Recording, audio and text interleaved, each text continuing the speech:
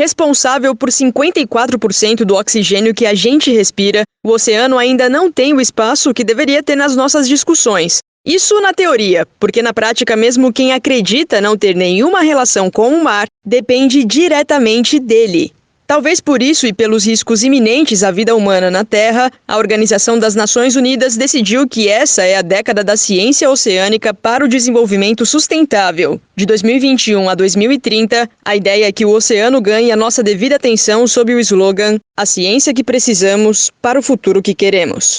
Eu sou Josiele Ingrid, jornalista na Diretoria de Comunicação da Universidade Federal de Uberlândia, e nesse episódio eu conto com os cientistas Leandra Gonçalves e Alexander Turra. São também eles que vão tirar as dúvidas dos ouvintes no quadro Diz Aí. Na descrição desse episódio, como sempre, tem os minutos de cada momento do programa.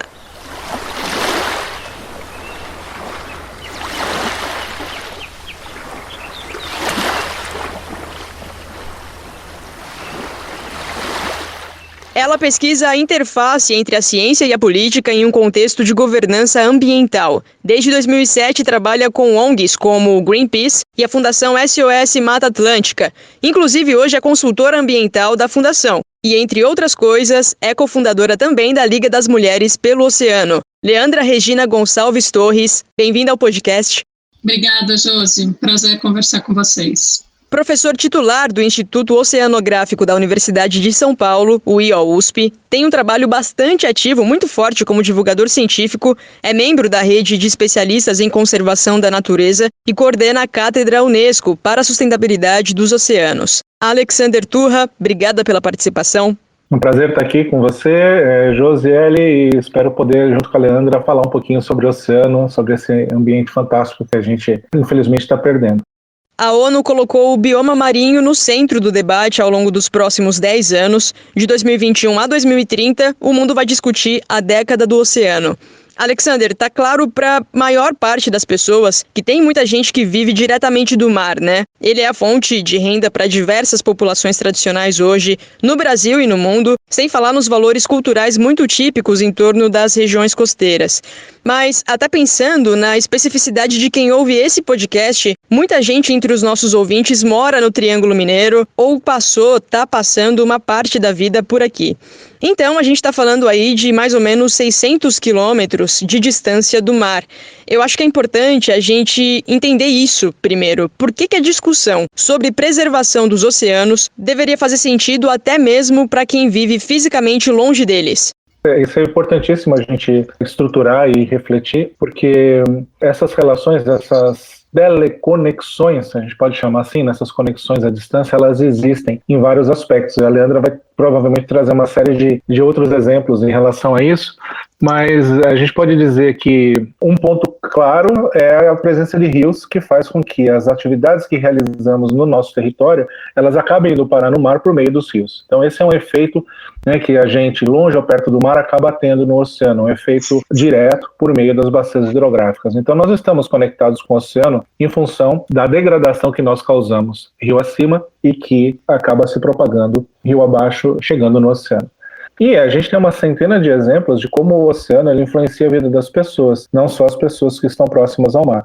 Então, pensando no Triângulo Mineiro, pensando na região sudeste, pensando no centro-oeste, sul e sudeste do Brasil, a gente tem basicamente a agricultura dependendo do oceano em função das chuvas, que chovem na Amazônia, se retroalimentam e vem chover aqui na região centro-oeste, sudeste e sul, em função da modificação ou da movimentação das massas de ar que são geradas, que são liberadas pela floresta e que vieram inicialmente do oceano. A regulação do clima, o fato de chover, o quanto chove em determinados locais, o quanto não chove em outros, é algo extremamente relacionado ao comportamento e às características do oceano. E é por isso que a gente precisa estar muito atento, porque ao mudar isso, a gente vai mudar onde chove, onde não chove, e isso pode gerar, além de vários prejuízos econômicos, pode levar em muitos países, não necessariamente o Brasil, mas muitos países a um cenário de escassez, de aridez e de não produção de alimentos. Por exemplo, para citar um exemplo um pouco mais alarmante, assim, né, que pode ser entendido pelas pessoas. Por toda a pesquisa e experiência de campo que vocês dois têm, quais são os maiores inimigos hoje do bioma marinho? Você quer começar, Leandra? Eu acho complicado a gente falar quais são as piores ameaças, né, os maiores desafios, porque eu acho que o Brasil é tão grande e isso acaba variando muito também de região para região, qual a região que a gente olha. Mas eu diria, sempre que eu penso sobre isso, primeiro que me vem à cabeça são as mudanças climáticas, porque eu acho que elas trazem impactos que são transversais e que afetam diversas regiões de diversas formas. Então, ela traz o impacto da elevação do nível do mar para diversas cidades litorâneas, ela traz um impacto ainda bastante invisível e difícil da gente materializar, que é a acidificação do oceano, que indiretamente leva a uma questão de segurança alimentar muito grande, e ela traz esse problema da perda de biodiversidade. Mas acho que junto com ela eu citaria a questão de poluição do lixo plástico e também pela ausência de saneamento, né, poluição química, e como consequência dessas duas, a perda da biodiversidade. Eu acho que essas três questões são principais. Pois é, e aí, né, a gente tem os 3 pontinhos, né, o etc, né, para esses efeitos, né, como a Leandra coloca, a gente tem algumas especificidades, mas temos algumas crises, né, algumas possibilidades de ruptura nessa relação. Né, a gente falou da fome, a gente está falando, né, da produção agrícola, que alimenta o país e alimenta o mundo aqui no Brasil, mas a gente tem também as coisas que são menos percebidas. Por exemplo, quando você compra um tênis, e esse tênis ele foi fabricado fora do Brasil, ou uma calça que veio de fora do Brasil, da China, por exemplo, você tem que ter clareza que essa calça chega no Brasil, esse tênis chega no Brasil por meio de portos, né, navios e portos, que tem impactos específicos. Esses dias mesmo, eu estava conversando com um repórter de um canal de fora do Brasil, e ele estava querendo saber um pouco sobre quais seriam os impactos da BR do mar, uma hidrovia que amplificaria a capacidade de navegação de cabotagem ao longo da costa. E, obviamente, tem vários aspectos positivos em relação ao uso de caminhões, às emissões, acidentes, uma série de questões, embora os caminhões sejam importantes para o país, e temos uma categoria aí muito importante, né, e relevante para viabilizar o comércio no Brasil, a distribuição de mercadorias, mas temos aí no mar um problema, porque esses navios vão para onde? Vão parar em portos. O comércio internacional, amplificar o comércio internacional, ou mesmo a cabotagem no Brasil, está associado à possibilidade de agravamento de alguns tipos de impacto. Ou seja, o fato de você ter um tênis ou uma calça jeans, que é necessário, a gente obviamente precisa desses tipos de produtos, isso não vem sem um custo ambiental. Então essa é uma reflexão que ilustra um pouco como que a gente pode acabar degradando sem saber esse ambiente marinho. Outro exemplo é a carcinicultura, que é o cultivo de camarões em manguezais, sendo que não tem nenhuma justificativa lógica para que esse cultivo seja feito nos manguezais, né, uma vez que há tecnologia e há toda a possibilidade de ele ser cultivado em outras regiões, inclusive no semiárido nordestino, onde abunda a água salobra, que é apropriada para esses organismos serem cultivados. Leandra, você é uma das fundadoras da Liga das Mulheres pelo Oceano. Hoje está presente em pelo menos 17 países, pelo que eu vi. E uma das bandeiras que esse grupo defende, né, é principalmente a questão do plástico, o lixo plástico que o Brasil está produzindo. A gente é hoje o 4º maior país produtor de lixo plástico no mundo, ainda mais agora considerando o tamanho do descarte que a gente tem tido de luvas, máscaras, outros EPIs durante a pandemia. Eu queria que você falasse um pouco sobre essa questão, sobre como você e outras fundadoras desse projeto atuam na equipe, a questão dos plásticos nos mares e também a frente, né, feminina, esse protagonismo que vocês decidiram liderar aí por meio desse grupo. A Liga das Mulheres pelo Oceano, na verdade, é uma rede, é um movimento de mulheres que tem alguma ligação, alguma paixão pelo mar. Então, é formado não só por cientistas, como eu, mas também por atletas, mergulhadoras, jornalistas, fotógrafas, mergulhadoras. Então, é por diversas mulheres. A gente não tem um trabalho de pesquisa sobre poluição do oceano ou sobre qualquer aspecto relacionado a ele, mas nasceu com o objetivo de comunicar os problemas que a gente tem no oceano e de que forma que o engajamento, você estar junto em grupos, ações coletivas poderiam contribuir para resolver esses problemas, mas em especial para engajar mais mulheres nesses problemas, na busca de soluções para esses problemas, né? E em especial também porque a gente sempre notava uma questão muito marcante para várias das fundadoras da Liga, que era de muitas mulheres envolvidas em projetos de conservação importante, mas nem sempre era dado o devido destaque ao trabalho dessas mulheres. Então, é um pouco nesse sentido. Então, até mesmo as visões das mulheres da Liga sobre determinado aspecto são variadas, porque é um movimento muito plural.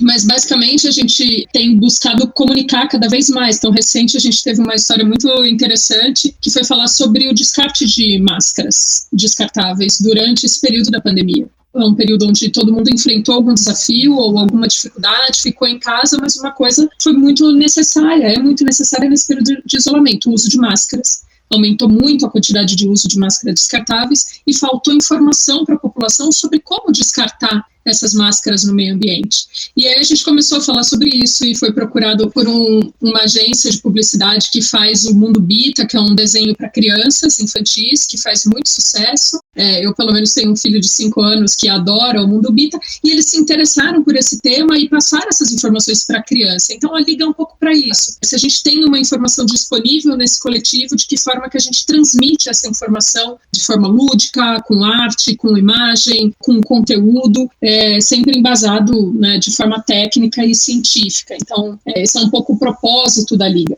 E para a questão do lixo plástico, a gente tem buscado fazer passar informações para diferentes setores da sociedade. Então, teve essa campanha junto com o Mundo Bita, teve uma campanha recente que a gente fez com atletas também, que era Se Liga no Mar, para falar da responsabilidade, da questão do lixo plástico. Então, a gente tem atuado um pouco nesse sentido, comunicando o problema da poluição e o que as pessoas podem fazer para contribuir. Bacana. Enquanto eu estava pesquisando um pouco sobre vida marinha, sobre nível de conhecimento aqui no nosso país, eu encontrei o termo alfabetização oceânica. Eu nunca tinha ouvido falar sobre isso. E, professor Alexander, na tua visão, apesar de o Brasil ter dimensões continentais, a gente tem mais de 8.000 quilômetros, né, de costa, a população brasileira ainda sabe pouco sobre os mares? Como que a gente pode resolver essa questão? Sim. Isso é um fato. A gente tem alguns dados que não são muito recentes, mas indicam que 1/3 dos brasileiros, da população, nunca foi ao mar. Tem até uma situação que ocorreu a semana passada de uma menina de 9 anos que ela está com câncer, né? Se não me engano, ela é de Goiás e ela queria muito conhecer o mar e ela fizeram uma vaquinha colaborativa, né? Uma vaquinha na internet, e eles conseguiram realizar esse sonho dela, né? Isso foi muito interessante e mostra, né, o poder que esse ambiente tem. Né, esses dias mesmo, nessa semana, uma blogueira também no interior do país, ela tinha esse sonho de conhecer e ela viabilizou esses dias também, assim, né? Então a gente tem um encantamento, mas uma distância muito grande que inviabiliza muitas pessoas de conhecerem esse ambiente. Muitas que conhecem de uma forma parcial. O fato é que a gente não se entende como uma nação marítima, né, uma nação marinha, uma nação que tenha uma mentalidade associada a esse grande ambiente que você mencionou, né? Porque não é só a linha de costa, né? São 8.500 quilômetros de linha de costa, mas a gente tem aproximadamente 5,7 milhões de quilômetros quadrados de área sob jurisdição nacional no mar. O país tem 8,5 milhões de quilômetros quadrados, é como se fosse 2/3 do país, né, dessa área que a gente tem no continente no mar, né, com muitas riquezas, mas também com muitas responsabilidades. Então, é fundamental a gente criar mecanismos e caminhos para trazer esse oceano para as pessoas, porque talvez muitas delas não tenham condições de chegar perto do mar, né? Então, a alfabetização oceânica ou a cultura oceânica é algo que tem uma oportunidade gigantesca de desenvolvimento no país, e nós que trabalhamos com pesquisa também temos uma responsabilidade muito grande em propiciar informações, né, em produzir informações, traduzir as informações, dialogar com educadores, com comunicadores de uma forma geral, né, como você está fazendo, né, para a gente trazer essa reflexão para todos os cantos do país. Leandro, eu sei que você tem bastante proximidade com a chamada Lei do Mar. A proposta foi feita lá em 2013, né? Já são aí 8 anos fazendo essa discussão, que pelo menos até o momento ainda não vingou no Congresso, mas imagino que ao longo dessa década a gente tenha mais possibilidade, né, de propor essa discussão. Mas aproveitando essa tua atuação até pela linha de pesquisa que você tem, conta pra gente que políticas públicas o Brasil tem hoje, como que tá em termos de legislação mesmo, e os caminhos que você vislumbra que são importantes a gente tomar como país para a preservação dos oceanos, ou para a gente lidar de uma forma que faça mais sentido. Essa iniciativa da Lei do Mar, ela começou em 2011, 2012, acho que muito inspirada pelas discussões que ocorreram na época na Rio+20, a Conferência de Meio Ambiente da ONU, onde o tema oceano ganhou um certo destaque e vem crescendo em escala internacional, né? Acho que de 2012 para cá já foram várias convenções específicas para o oceano. A Agenda do Desenvolvimento Sustentável trouxe um objetivo específico para o oceano, tem um acordo sendo negociado iniciado já há algum tempo, mas com previsão de ser finalizado nos próximos anos, que trata das águas internacionais. Então, acho que o tema oceano ganhou um pouquinho de prioridade na agenda internacional e isso reverberou em escala nacional também. E aqui no Brasil, nessa mesma época, começou essa discussão da Lei do Mar. E ela começou um pouco por causa de um esforço da Fundação SOS Mata Atlântica em tentar entender se existiam lacunas em políticas públicas para o mar. E aí encomendou uma série de estudos. Um deles avaliava, na época, os 25 anos do gerenciamento costeiro, que é a lei de 1988. Um outro trazia quais eram os principais elementos que alguns países que são reconhecidamente importantes em gestão costeira tinham e que poderiam ser aprendidos pelo Brasil. E um outro discutia quais eram todas as políticas normativas que se tinha para o mar e se faltava alguma coisa ou se tinha algo para complementar. E de forma bem sucinta e genérica, esses estudos indicaram que parte do arcabouço político, normativo, parte da legislação brasileira para a zona costeira e marinha, por ter sido iniciado antes, mas em especial junto à Constituição, precisava ser adaptado, ajustado. Então, assim, de 88 para 2012, a gente tinha um cenário de exploração de petróleo praticamente muito diferente, com muito mais, hoje 80% do petróleo vem de áreas offshore. Na época, quando foi feito, era mais na parte continental. Já se conhecia muito mais, já se sabia muito mais cientificamente sobre essa relação que o professor Turra colocou, da relação de bacias com a zona costeira, com a zona marinha, e como esses três territórios, essas três zonas se interconectam e como as políticas não refletem necessariamente isso. Então, o arcabouço político brasileiro é muito setorizado e fragmentado. Lei da pesca, lei de resíduo sólido, plano de áreas marinhas protegidas, plano de expansão de óleo e gás, política marítima nacional, plano nacional de gestão costeira só para o mar territorial. Faltava uma conexão. Então, a Lei do Mar foi criada um pouco foi construída, na verdade, um pouco nesse espírito de conectar as políticas já existentes e atualizar com instrumentos novos. Então, ela traz bastante princípios e ferramentas para a discussão de uma gestão de base ecossistêmica que inverte um pouco o olhar. Em vez de você olhar para espécies, em vez de você olhar para pequenos territórios, você amplia esse olhar e aplica uma gestão mais integrada para todo esse território. Que agora, que na época, em 2012, não tinha um bioma chamado marinha. Hoje também não temos um bioma, mas temos um reconhecimento do IBGE de que o nosso litoral é um sistema costeiro e marinho. Então já é uma coisa mais integrada, já traz um pouco mais da tridimensionalidade do mar. Então a Lei do Mar vem um pouco nesse sentido. Eu sempre uso uma analogia, que ela vem para ser uma coluna vertebral das políticas existentes, sem sobrepor, integrando e atualizando o que já tem, o que a ciência já avançou. Eu, pessoalmente, acho que a década da ciência oceânica é uma grande oportunidade para o Congresso mostrar e apresentar e votar uma pauta positiva, mas é claro que a gente tem que sempre controlar essas expectativas, né, porque tem muitas, o texto está pronto para ser votado em plenário, mas tem muitas coisas emergenciais sendo votadas nesse momento, principalmente em relação à pandemia, então a gente não sabe, mas existem aí mais 10 anos, né, de década, mais 10 anos para continuar construindo a Lei do Mar, para que de fato saia um texto participativo, legítimo e que represente o que o mar realmente precisa, que é uma agenda positiva. E é justamente sobre essa questão de expectativa que eu queria ouvir vocês, assim, porque como cientistas e atuando profundamente nessa área, sendo aí alguns dos principais nomes que a gente tem hoje fazendo um trabalho persistente nesse campo, eu imagino que vocês tenham muitas expectativas, assim, porque deve conseguir ser feito, porque a gente como sociedade deve conseguir construir, e principalmente vocês e outras pessoas que estão à frente desse trabalho. O que a gente pode esperar aí para os próximos anos nessa década do oceano? Pois é, né? Assim, essa é a grande pergunta. Na verdade, o próprio entendimento da década, ele é resultado de um trabalho de construção do que seria uma visão da década, do que seria algo a se esperar, algo que seria até possível da gente alcançar o final dela. É claro que tem coisas que são metas que podem ser perseguidas, mas não necessariamente a gente consiga chegar onde a gente quer. Por exemplo, um oceano limpo, né? A gente pode ter um oceano mais limpo daqui a 10 anos do que tem hoje. Isso não significa que a gente não vai ter áreas ainda que vão estar altamente poluídas. É um oceano saudável e resiliente. É um oceano em que a gente consiga ter, por exemplo, áreas preservadas em quantidade, em tamanho, em localização, né, representando os ambientes naturais que precisam estar protegidos. Isso é um desejo, é um caminho que a gente tem que perseguir. Eu não sei se a gente vai conseguir chegar lá, muito provavelmente não.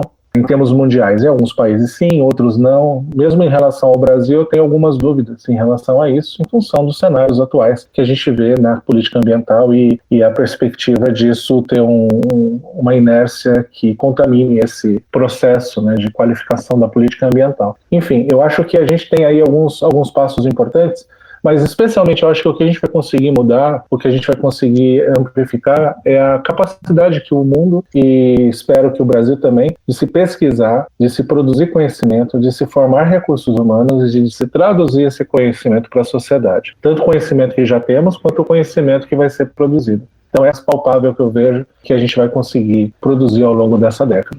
E você, Leandro? Eu iria nessa mesma linha do professor Turra, e em especial eu acho que a década está trazendo um componente interessante de mobilização das pessoas, não só da academia, parece que ela virou um contexto, né? Então eu vou desenvolver essa ação no contexto da década, e eu acho que ela organiza, né, um pouco o pensamento, as ações, as iniciativas. No começo também eu acho que ela veio muito nesse espírito de a década da ciência oceanográfica para o desenvolvimento sustentável, e eu acho que do início dessa discussão, quando começou essa pré-década, pré-organização da década, ela foi bastante isso, mas hoje a gente já vê uma característica de interdisciplinaridade muito forte. As ciências sociais e as ciências sociais aplicadas que trabalham com questões marinhas também querendo ocupar o seu espaço nessa formação e construção de conhecimento. Então eu acho que a década pode ter o potencial de desencadear a formação de um novo conhecimento inovador, né, formado por diferentes disciplinas. Então aqui a gente não chama mais a década da ciência oceanográfica como era traduzido no início, né, a década da ciência do oceano, é a década da ciência oceânica, é a década do oceano, que fica um pouco mais inclusivo para trazer as diferentes capacidades, as diferentes ciências, os diferentes atores, os diferentes conhecimentos, para olhar para frente, né, para olhar para o futuro do oceano e pensar o que queremos com o nosso litoral. Então eu vejo um pouco isso também, a mobilização e engajamento, diferentes formas de conhecimento estimulados pela década, né. Essa questão do engajamento de diferentes pessoas, de diferentes áreas, diferentes profissionais, eu percebo que parte do público ouvinte desse podcast não é necessariamente acadêmico, nem estudante, nem professor, uma parte é, mas uma parte não. E a gente fala muitas vezes com pessoas que são donas de casa, pessoas que trabalham em várias outras coisas, que não tem nada a ver com academia. Eu queria que vocês falassem um pouco sobre o cidadão comum, que não estuda, não trabalha com nada relacionado ao oceano. O que de prático dá para ser feito, como se envolver nessa questão, se for do interesse da pessoa, no dia a dia, pensando num estilo de vida mais condizente com o oceano que a gente quer preservar, o que a gente quer construir nessa próxima década. O que essa pessoa pode fazer? Puxa, eu acho que tem várias questões, mas eu acho que antes de responder isso, eu acho que é importante a pessoa ter uma visão abrangente e sistêmica do oceano, talvez até subliminar. E se eu pudesse resumir isso em poucas palavras, eu diria que o oceano é tudo de bom. Ele é tudo de bom em vários aspectos, como a gente já mencionou anteriormente, sobre as suas importâncias, né, o papel que ele tem na nossa vida, no nosso dia a dia. Então a gente precisa ter também um papel no nosso dia a dia em relação ao oceano. E esse papel, ele na verdade é o mesmo papel que a gente tem em relação a qualquer aspecto ambiental ou relacionado à sociedade e ao meio ambiente.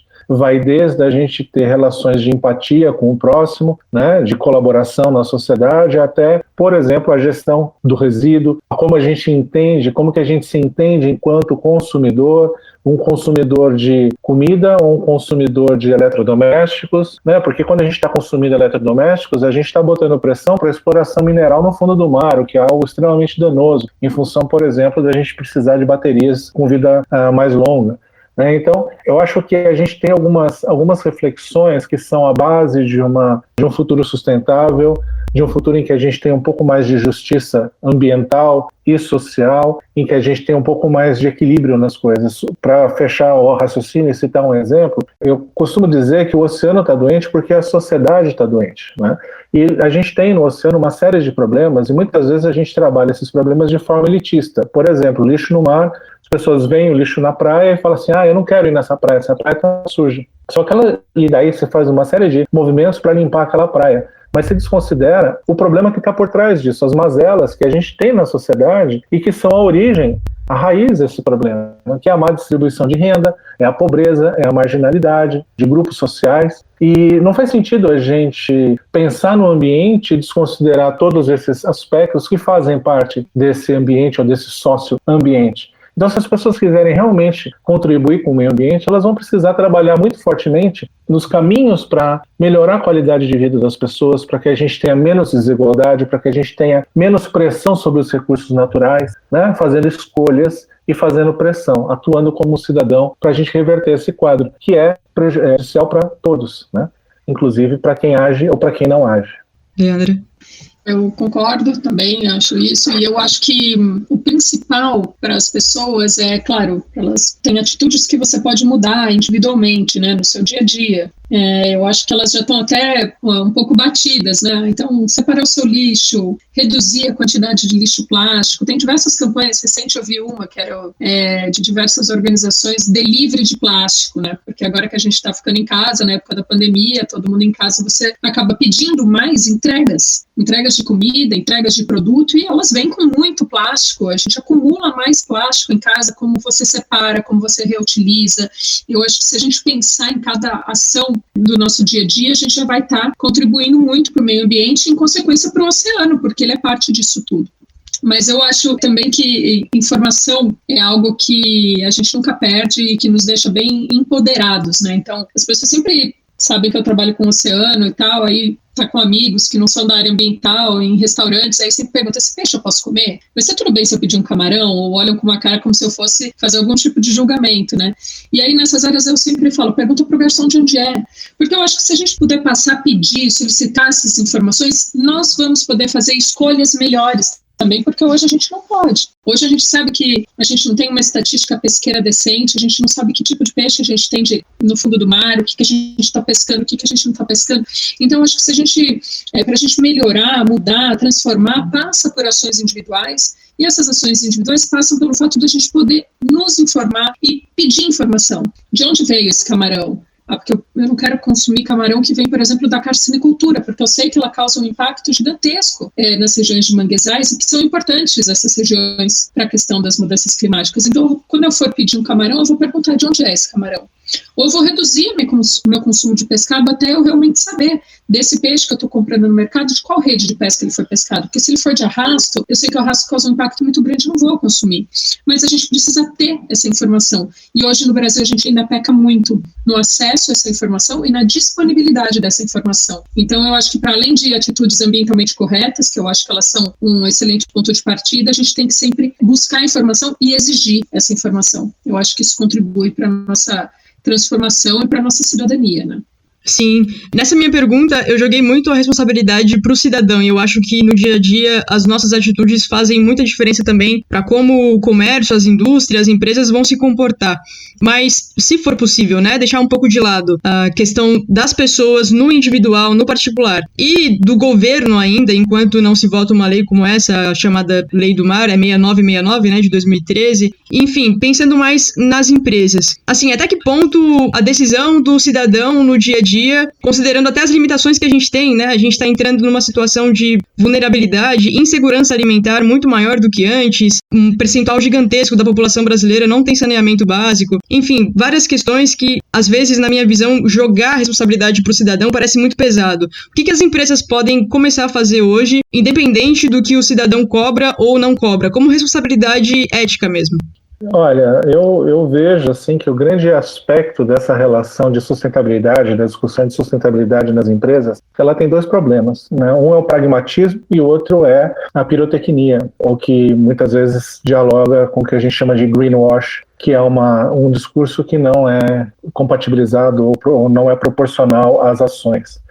Eu vejo que as empresas têm que ter uma postura estruturante, duradoura, uma postura clara e compatível com, né, as ações compatíveis com essa visão filosófica, né, de se realmente levar a uma melhora. Então, eu acho que também as empresas, elas têm que, como normalmente elas acabam ficando com a má fama, né, de eventualmente serem poluidoras, eu acho que empresas inteligentes, elas vão exigir que haja num país, seja aqui ou qualquer outro lugar do mundo, regras claras para trazer segurança jurídica para os empreendimentos. E a questão ambiental é um aspecto importante para trazer segurança jurídica, para se, por exemplo, né, fazer a exploração de um recurso natural ou mesmo ocupar um determinado ambiente no qual impactos negativos possam ser causados. A gente está vivendo aí a fragilização do licenciamento ambiental, com licenças autodeclaratórias sendo propostas, né, e votadas, né, aprovadas pelo Congresso, o que é algo bastante temerário em função daquilo que a gente vê, que mesmo com licenciamento ambiental, a gente teve aí um episódio, né, de Mariana, de Brumadinho e vários outros que acabam sendo, na verdade, corriqueiros, embora sejam extremamente, né, facilmente evitáveis, caso a gente tenha políticas ambientais de Estado sendo colocadas em prática. Então eu vejo que a gente precisa ter aí um caminho um pouco mais estruturado e canalizado e duradouro para que a gente possa avançar enquanto país, né, somando os esforços dos cidadãos, da iniciativa privada, do governo, de todo mundo, para que a gente consiga usar a ciência para tomada de decisão, simplesmente melhorar ao longo do tempo e não piorar como a gente está vendo recentemente. Leandro? Perfeito, e eu acho também que o setor privado, as empresas, principalmente as que têm mais acesso ao recurso financeiro, também podem se responsabilizar ou se sentir responsáveis por contribuir com a inovação. Eu li um estudo recente, muito interessante, sobre a relação oceano e clima, e por muito tempo o oceano foi negligenciado nas discussões de políticas de clima. Ele praticamente é ausente no protocolo de Kyoto, né, que foi um dos principais iniciais instrumentos. Foi só recentemente que o IPCC fez um capítulo destinado a discutir a relação oceano-clima. A Política Nacional de Mudanças Climáticas no Brasil não menciona em sua totalidade o papel que o oceano tem nessa questão. E aí esse trabalho defendia a ideia também de que, além de, e eu sempre falei isso, além do oceano ser uma vítima, né, das mudanças climáticas, elevação do nível do mar, acidificação, branqueamento de corais, o oceano também pode ser um catalisador de mudança, pode ser parte da solução. E eles davam um número de que, fazendo 5 soluções que eles indicavam, o oceano conseguiria contribuir com a redução de pelo menos 25% das emissões de gás carbônico. E uma dessas soluções passava, por exemplo, por empresas e corporações do tráfego marítimo descarbonizarem as suas atividades. Então, para isso, você precisa de inovação. Você precisa de um outro tipo de combustível para mover todo esse tráfego marítimo que existe hoje, que o professor Turra colocou no começo, que entrega o tênis, a calça jeans, a camiseta, o computador, o minério, né? Então você precisa descarbonizar essa economia. E também isso é descarbonizar a economia marítima. Então, de que forma que as indústrias podem contribuir? Investindo em inovação, em descarbonizar essa economia. Isso seria uma grande contribuição que estaria também contribuindo para o oceano. Ou exigir de governo políticas públicas mais eficientes, de rastreabilidade do pescado, por exemplo. Então, a empresa quer produzir um determinado pescado ou revender determinado pescado filetado, né, já processado, que ela exija que saiba de onde vem, para que isso tenha na certificação. Isso aconteceu para a indústria da carne e funcionou. Hoje você consegue saber de onde vem a carne que você come. A indústria ela pode também ser uma catalisadora de mudanças nesse sentido. Eu acho que é um papel bastante importante. Leandra, mas assim, só complementando, eu acho que esse é um exemplo bacana assim, que a gente pode usar para entender o pragmatismo ou não da coisa, né?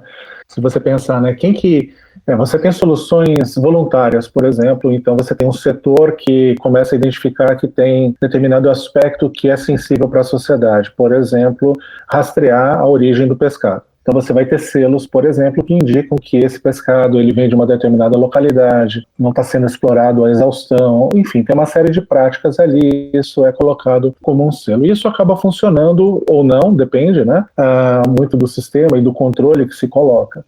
Mas, por exemplo, a gente tem aí situações em que temos leis no Brasil e que demandam que os produtos florestais, como a madeira, sejam rastreados, ou seja, tem permissão de se explorar a madeira de um jeito muito específico, que é um jeito entendido como apropriado, conciliado com a floresta permanecer em pé, mas que é um processo que, a princípio, está sendo burlado, né? Se essas denúncias que foram colocadas recentemente em relação ao Ministério do Meio Ambiente, especialmente ao Ministro do Meio Ambiente, ao IBAMA, né, ao presidente do IBAMA e não aos técnicos do IBAMA, tem que se frisar isso.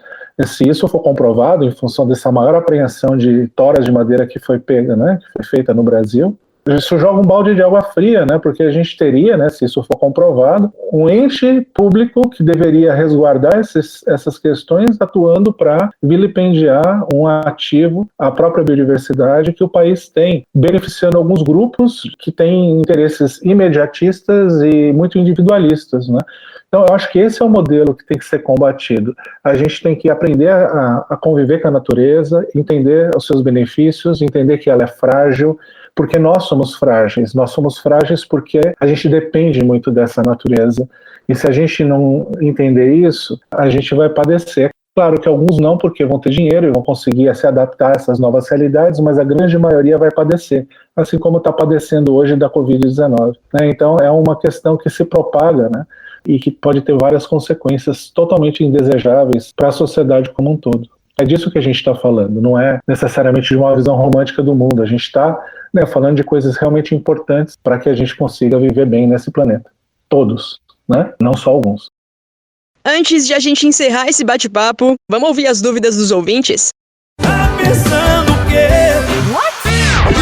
Diz aí.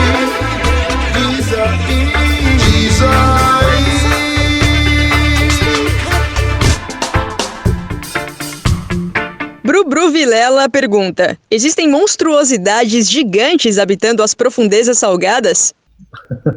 Sim.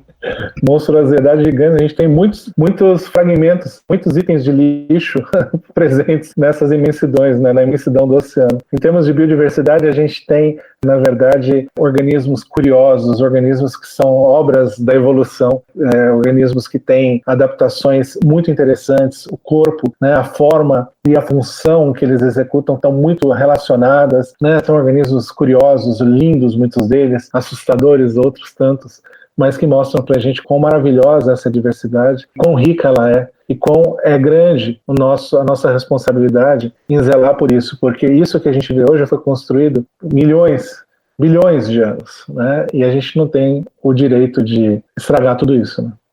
O perfil K4 Rodrigues mandou: ainda tem chance de reverter a poluição dos oceanos? Eu acho que tem chance de reverter a poluição do oceano, mas eu acho que ela é uma solução, é uma ação complexa, né? E como a gente falou aqui, depende de todo mundo, depende de boas instituições, depende de bons políticos, depende de bons cidadãos, depende da gente votar melhor nas próximas eleições, né, para a gente escolher que o meio ambiente é um item que a gente quer ver nas agendas programáticas das pessoas que a gente vai eleger para tomada de decisão. Então, eu acho que depende de muita gente, depende de todo mundo. Eu acho que eu sempre tento ter uma visão otimista, embora pessimista na análise e otimista na ação, eu continuo achando que sim, é possível a gente enfrentar o problema da poluição. Isso é o que nos move, né, Leandra? Porque se tivesse essa perspectiva, essa esperança, a gente não teria motivação, né, para continuar trabalhando, né, para essa nova realidade, né? Como o aumento da temperatura dos oceanos nos afeta? Betina Scaramussa. Então, Betina, o aumento de temperatura do planeta, que é causado pelo aumento de gases de efeito estufa na atmosfera, tem inúmeros desdobramentos no oceano. Um deles é o aquecimento da água do mar, o derretimento das calotas polares, a expansão térmica dessa água e, com isso, a elevação do nível do mar que está acontecendo já tem registros disso, né, super robustos. E isso vai afetar as atividades humanas, como a ocupação costeira, agricultura, por exemplo, que é realizada nas regiões próximas ao mar, né, incluindo aí áreas com grande importância para a biodiversidade. Temos também um efeito nos organismos que, pelo aumento da temperatura, eles acabam tendo uma migração em direção aos polos, porque vai ficando menos frio nessas regiões mais próximas aos polos, e isso leva a uma migração desses organismos que podem ser, inclusive, recursos pesqueiros, que vão deixar de ocorrer em algumas regiões e passar a ocorrer em outras regiões. E se você tem pescadores que não conseguem se deslocar tanto para pescar esses peixes, por exemplo, você vai ter um problema para as pessoas que dependiam desses recursos e não vão ter mais para capturar. Então a gente são exemplos, né, de fenômenos, como também o branqueamento dos corais, que é um fenômeno muito fortemente associado ao aumento de temperatura da água do mar, e que ocorre em pulsos, mas que com o aumento desses pulsos e a duração desses efeitos, a gente acaba tendo mortes irreversíveis, né? A morte desses organismos. O branqueamento ele pode ser revertido, mas pode chegar numa situação em que ele é irreversível. No WhatsApp do Ciência ao Pé do Ouvido, a gente recebeu o áudio do Euler Reis. Então, pessoal, minha dúvida é a seguinte: quanto calor os oceanos já absorveram e quais as consequências diretas para a humanidade desse aquecimento dos oceanos? De certa forma, a questão já respondida, professor? Sim, de forma a exemplificar alguns caminhos, né? Então, a gente tem impactos na biodiversidade e nos efeitos que a biodiversidade, nos benefícios que ela traz para a humanidade. Temos aí, a gente só tem a perder. Por isso que a gente tem que caminhar para uma economia de baixo carbono, como a Leandra mencionou. Fechando o diz aí desse episódio, o Segala _Lucas pergunta: de onde vem o sal dos oceanos? E aí, Leandra, quer arriscar? Eu ia deixar essa pergunta para o oceanógrafo. Eu não sou oceanógrafo, eu sou biólogo, né? Mas assim, meu pai contava uma historinha para mim, quando eu era pequeno, que tinha um navio, ele gostava de brincar, ele falava assim que tinha uma maquininha de fazer sal, e ela tinha sido inventada por Portugal, né? E daí eles estavam usando essa maquininha no navio, e esse navio afundou. Só que a maquininha não parou, e ela fica fazendo sal até hoje, né? Essa era a historinha, né? A anedota. Mas, na verdade, a composição da água do mar, que não tem só sal, tem inúmeros outros elementos, ela é derivada de todos os processos erosivos e de intemperização, ou seja, de modificação das rochas que ocorrem no continente. Então, esses elementos, eles acabam se concentrando no mar, e aí eles vão dar essa característica da água do mar, né? E aí você tem, então, uma característica diferente da água doce. Muitos desses elementos estão na água doce, na água do rio, só que não em concentração como na água do mar. E é por isso que você tem ali, é como se fosse um lago, né? Um grande lago que vai acumulando e vai mudando um pouco as suas características. E é mais ou menos por aí. Leandra Gonçalves, Alexander Turra, obrigada pela participação de vocês aqui no programa. Foi um prazer poder conversar com vocês dois. Eu espero que em outras oportunidades a gente possa aprofundar um pouco mais essa discussão e que ao longo dessa década a gente consiga construir, né, pelo menos parte dos objetivos que a gente tem para viver numa sociedade que faça mais sentido, né, que não seja tão sem noção, né? Vai estar sem noção assim lá na Casa do Chapéu, né? Como diria lá em Suzano, quando era criança. Mas é por aí. Vamos costurando, e parabéns pelo seu trabalho, né, de comunicação. Eu creio que é por aí que a gente vai conseguir fazer essa transformação tão necessária. Parabéns. Também agradeço, Josi, o convite, parabéns pelo seu trabalho. Eu acho que parte do seu trabalho, você falou hoje da alfabetização oceânica, mas na verdade o que o seu trabalho já está fazendo é a alfabetização oceânica, é espalhar essa cultura oceânica aí em Minas Gerais, em vários lugares onde estão aí os seus ouvintes, a sua audiência. Então, muito obrigada pelo convite.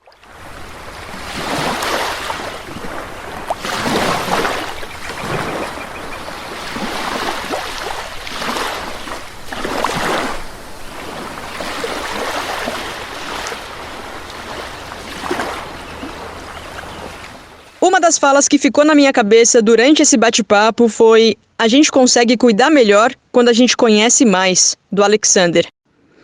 Quando a Leandra mencionou comer ou não comer uma carne marinha e a necessidade de informação, de a gente saber de onde vem o que a gente está consumindo, e no caso de um peixe, como foi pescado, se existe aí uma prática insustentável, prejudicial para os ecossistemas marinhos ou não, eu acabei lembrando de um documentário que eu vi recentemente na Netflix chamado Seaspiracy, Mar Vermelho. É uma filmografia bastante criticada por narrativa, modo como alguns subtemas foram abordados, mas expõe também várias questões sobre a vida nas águas. O desequilíbrio na cadeia alimentar, quão doentes são muitas vezes os peixes pescados que vão para comércio, ou seja, que chegam no nosso prato, a quantidade de metais pesados e plástico presente hoje no mar e, por consequência, nos peixes, trabalho escravo na pesca industrial, a relação entre muitas comunidades que viviam de forma saudável da pesca, de repente não tem mais peixe e por conta da fome vão caçar animais silvestres, e disso você tem uma série de epidemias graves, como, por exemplo, o ebola. Enfim, são muitos pontos, é um documentário que discute questões importantes que possivelmente a maioria de nós desconhece. Por isso eu deixo como sugestão Seaspiracy, Mar Vermelho. Para quem tiver curiosidade, talvez principalmente para quem não tem muito contato com o mar, seja interessante, né? Um item a mais para ajudar a pensar, apesar de todas as ressalvas ao documentário, despertar uma curiosidade sobre o que tem sido feito com a vida marinha e por que a gente precisa se encaminhar num sentido bastante diferente do que a gente tem ido. Teve um trecho em especial que me chamou a atenção porque muitas vezes a gente fala sobre o desequilíbrio da cadeia alimentar ser um problema para a vida no planeta. E nem sempre todo mundo capta a importância dessa discussão, nem sempre fica claro, né, o que significa isso, como que impacta no dia a dia mesmo. O trecho que você vai ouvir agora é do documentário que eu mencionei, na versão dublada em português. Essa primeira fala é do cientista marinho Callum Roberts. No período em que monitoramos as aves marinhas, desde 1950, a abundância de aves marinhas diminuiu cerca de 70%. Se observar como elas se alimentam, entenderá por quê.